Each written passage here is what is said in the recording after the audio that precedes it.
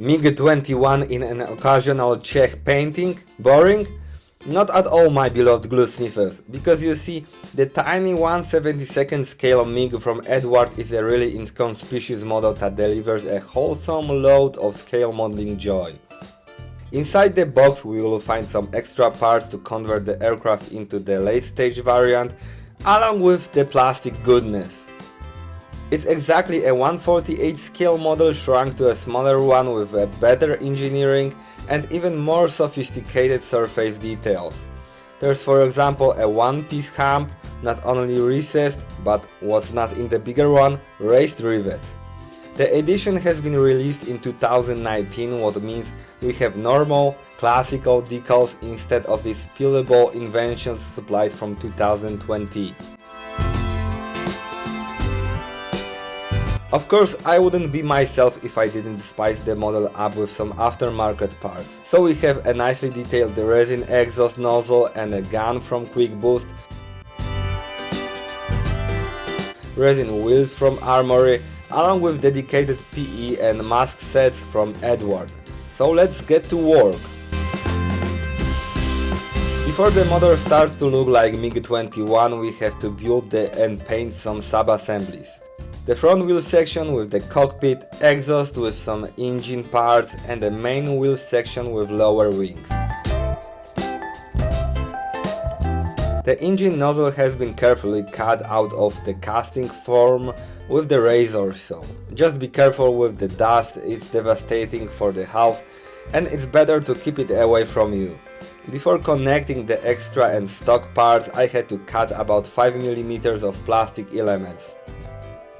Don't forget to drill out holes in wings for pylons, it may complicate your life if you skip this stage now. Gear bays have been painted with the beige color, which has been applied on plastic previously painted with MIG one-shot primer.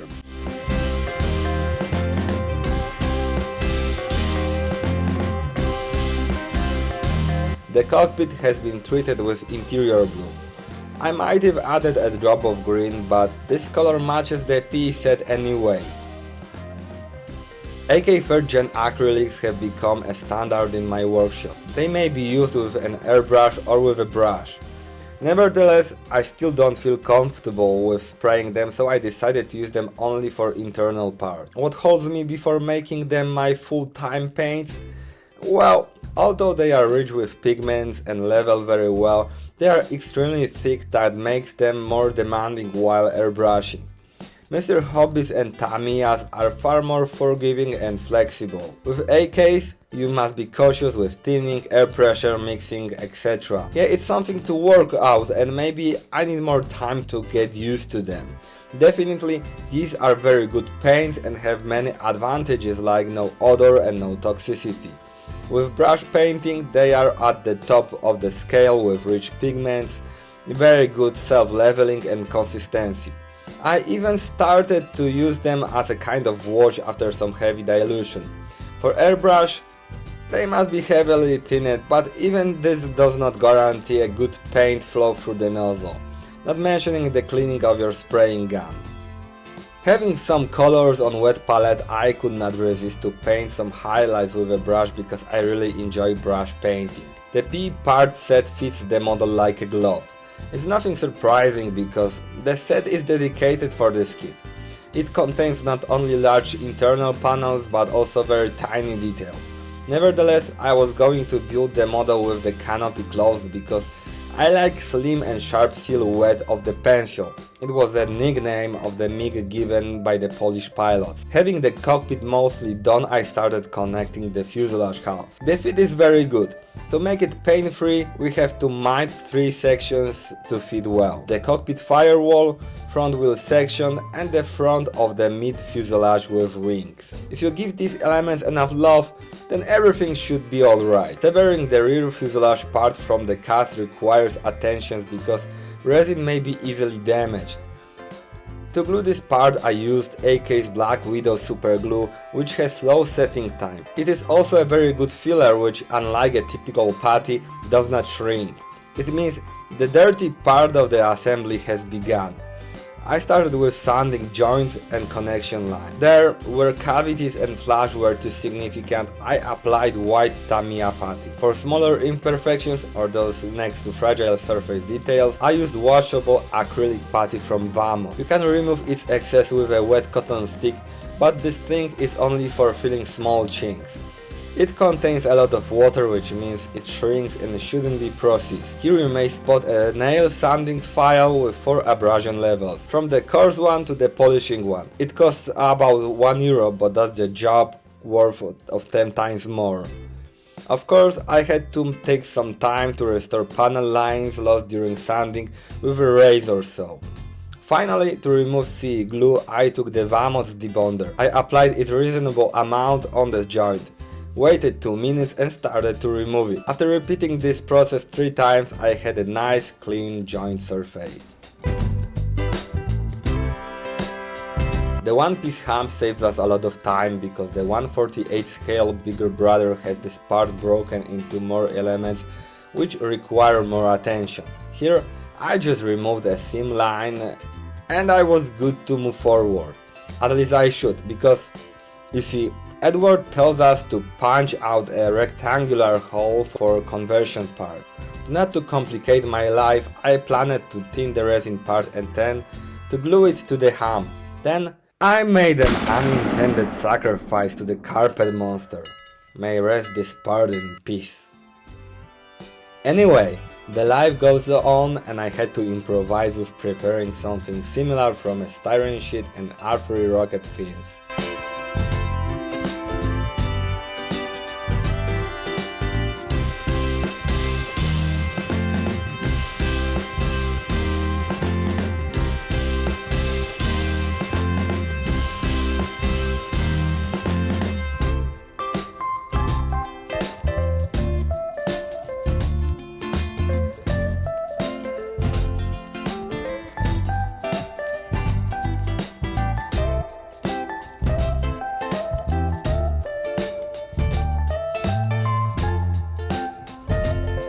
Next stages were very nice and easy. The model started to look like a proper fish bed.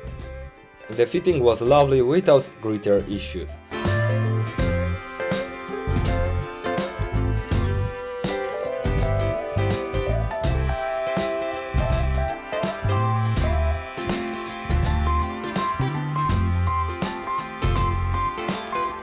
My only concerns were around plenty of antennas, sensors with other lamps and bumps in which this exact version is covered of. As you may notice later, they will be slightly changing shapes due to, let's call it, dynamic conditions. Simply some of them will be lost and replaced by scratch build ones. And no, I didn't want to attach them at the very end of the build because it would be even more complicated. Some of them will be nicely cemented by the primer and next layers of paint, some will require improvisation. The weakest part of the model are fuel tanks. They have ugly seam lines which need to be removed once 2 halves are together. Nevertheless, it's hard not to damage raised elements, and in the end of the day I wasn't sure if I should attach them to the model. These sequences, which you will see in upcoming minutes, may look a bit of chaotic, but finishing the assembly requires multitasking. It's mostly building all external parts which should be painted separately.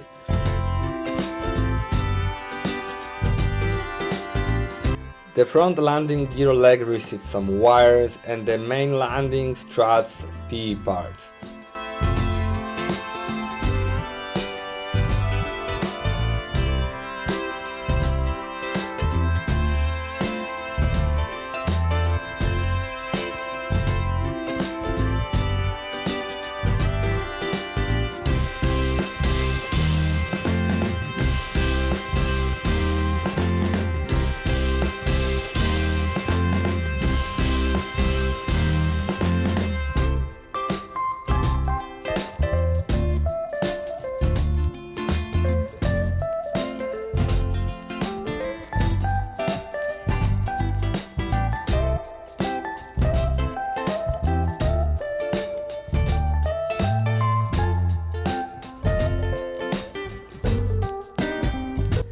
Having this completed, I sprayed them with one-shot primer, which is my primer of choice.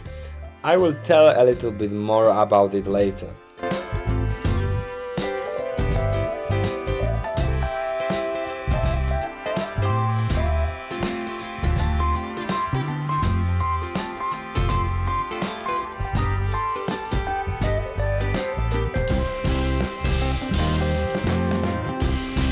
The ejection seat was painted by hand.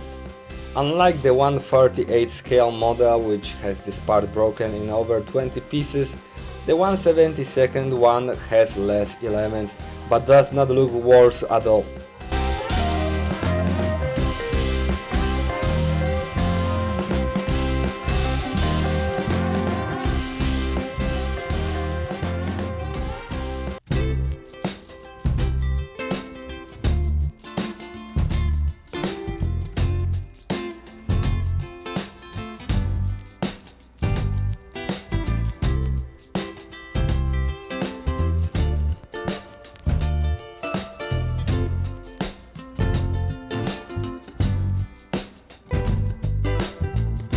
The PE harness is obligatory. People say that eyes are mirror of the soul, and I think that nicely detailed interior is like a mirror of an aircraft model, even if the canopy is closed. After all, Ana de Armas looks stunning with or without glasses.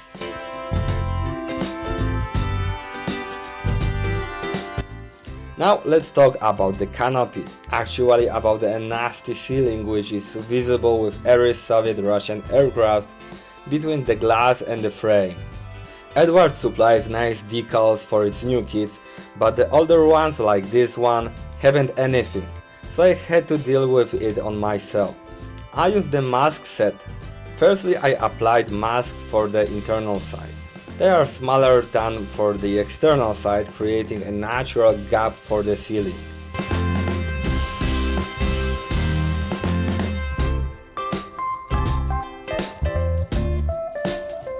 Then I sprayed the interior color with British uniform khaki, which, in my opinion, was the closest to the ceiling color.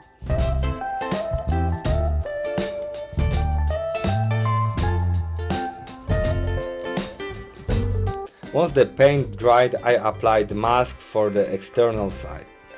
We will see if I succeeded later. In case of not, I have two more ideas to pop out from my sleeve.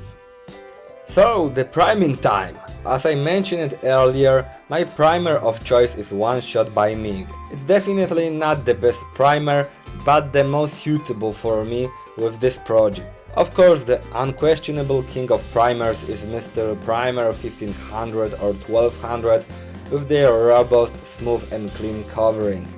Nevertheless, I do value no fumes along with reducing of the toxicity. Mr. Surfacer, as a lacquer-based solution, is not suitable for spraying in rooms where you live or without wearing the protective stuff. MIG also has good coverage and levels very well. It may be applied with an airbrush or with a brush. To make an airflow through the nozzle better, you can use an airbrush flow improver. Before the main painting, I sprayed green elements with Mr. Hobby H26 with about 30% of Tamiya XF60. The black primer always tones the color down, so I do recommend to brighten the paint up. I also sprayed the tail section with gunmetal.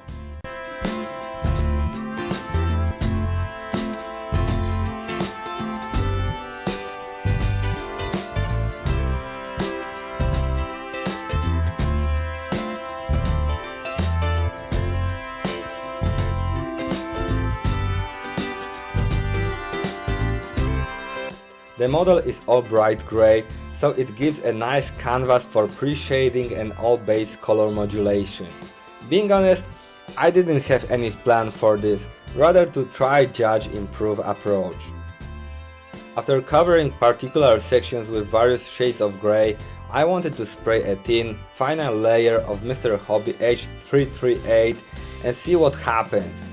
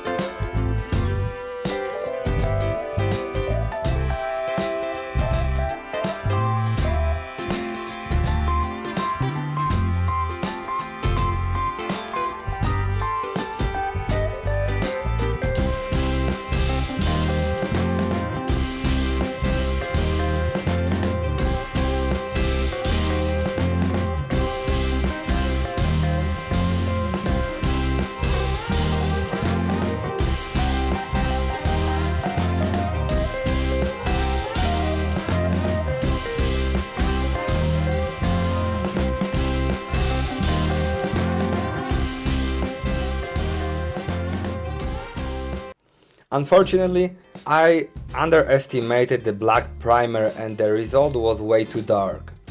By the way, I think the Eduard recommends also a wrong shade, because on reference photos the late stage Czech MiGs are much brighter than H338. So finally, I mixed the H338 color with white in equal proportions and added the gloss varnish to prevent the paint from darkening. It was like 15% of grey, 15% of white, and 10% of varnish and 60% of the thinner.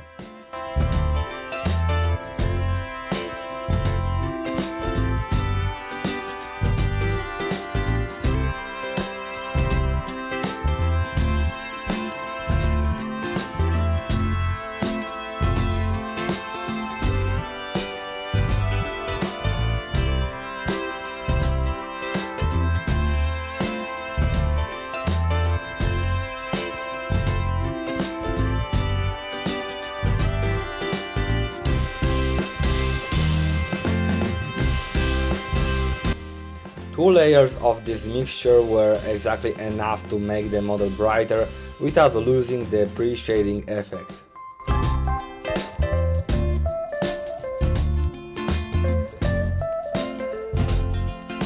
As the next stage, I painted all minor details with acrylic paints. The model started to look more alive.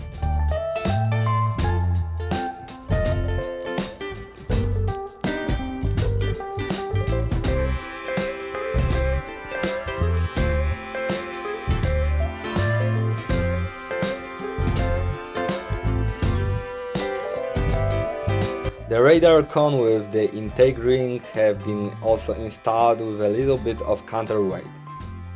Eduard doesn't mention anything about the ballast, but I prefer to be safe than sorry, especially if the model has resin exhaust and the rear fuselage section.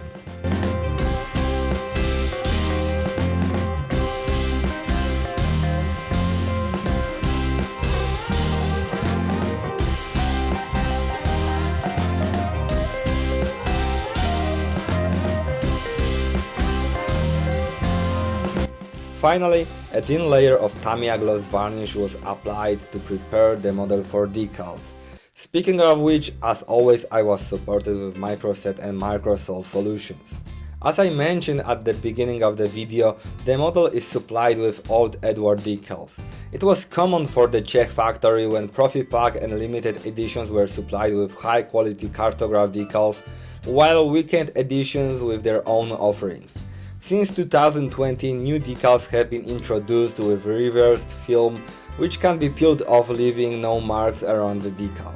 This model has been released in 2019, so we have standard ones. Maybe they are not at the top of registering and color saturation, but they do their job. We can also find a solid sheet with stencils, which are worse quality. Some of them are not readable, some of them are with Cyrillic, which is not used in Central European countries.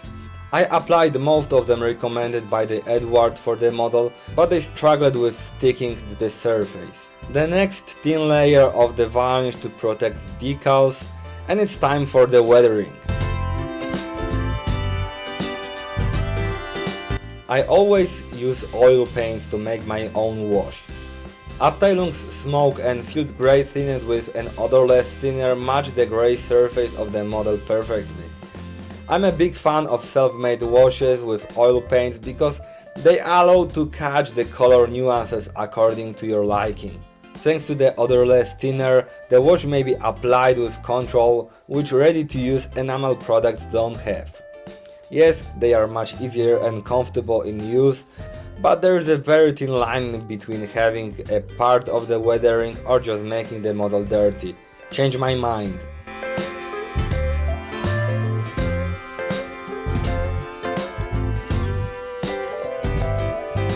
The gloss varnish with the thinner are our great allies when it comes to remove the excess of the wash. It comes off easily after 10 minutes.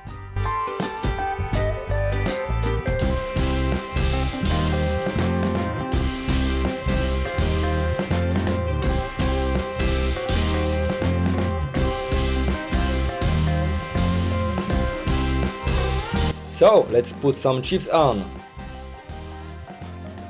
NATO-era fish beds in the Czech Republic were well maintained. The Czechs didn't have many of them and took care of their gear once the country joined NATO in 1999. Some limited chips were added on pylons, edges, fuel tanks and around the cockpit.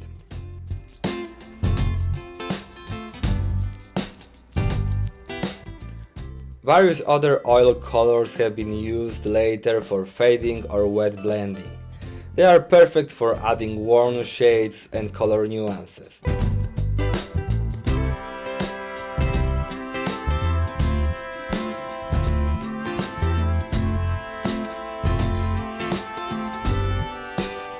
If you don't like the effect, there are always exit doors with removing undesirable layers with a thinner. What's more important, oil paints can be effortlessly blended together, creating soft shade transitions.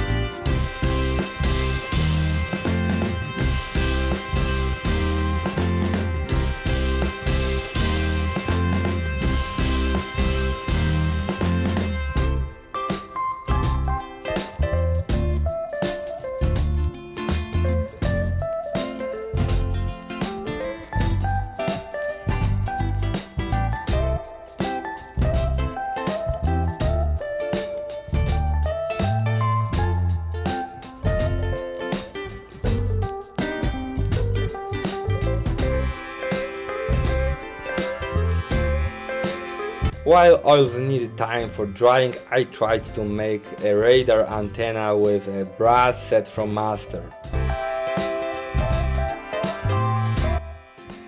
The stock one looks so-so, nevertheless I wanted to give a try with something better. And in the 1/72 scale is a hardcore.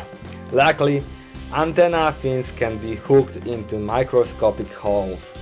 Miraculously, I have succeeded.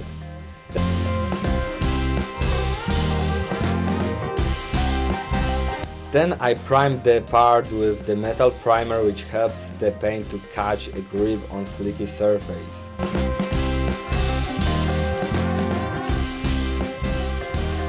The last stage of weathering was to spray smoke and color modulations with ammo shader. These are highly diluted ink-like paints, which may be removed after some time after applying. Spraying them under low pressure, we may bring out chosen surfaces and add more warmth to the model. Finally, all parts of the miniature have been thinly coated with Vallejo satin varnish.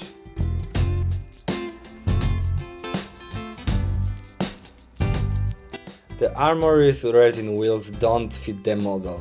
I had to replace them with dedicated Eduard set, which comes with the painting mask.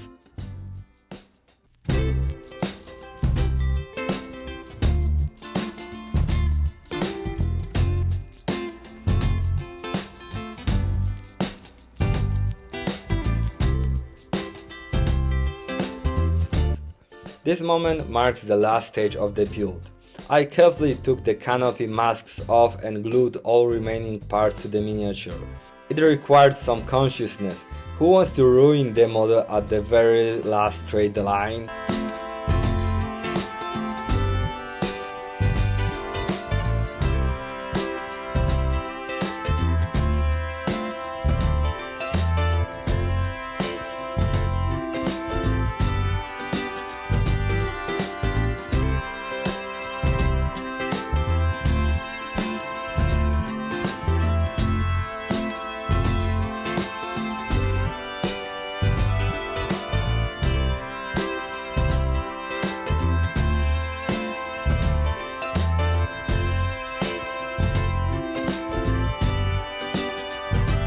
If you appreciate my work, you may buy me a coffee to help staying longer building miniatures, or a bottle of a thinner to my workshop, becoming my Patreon. link in the video description below. There are two options, 2 and 5 euros. The Patreon accepts other currencies, some in dollars it would be about 2.2 and 5.5. In reward, you will have an access to extra photos of this and my previous models. Thank you so much my friends for staying with me during this journey. The Eduard's 1/72nd scale MIG-21 is the hell of a nice miniature. Many versions, marking options and aftermarket parts combined with high-end engineering and accessibility make this offering must-haves in your stash. Even if you're not a fan of 1/72nd scale models, this miniature may help you to change your mind. Do not forget to subscribe to my channel and hit the like button, giving the YouTube a solid sign that people like my content. Any comments along with your opinion about this miniature or the video will be also appreciated by me. Thank you for your time, may the good fitting be with you.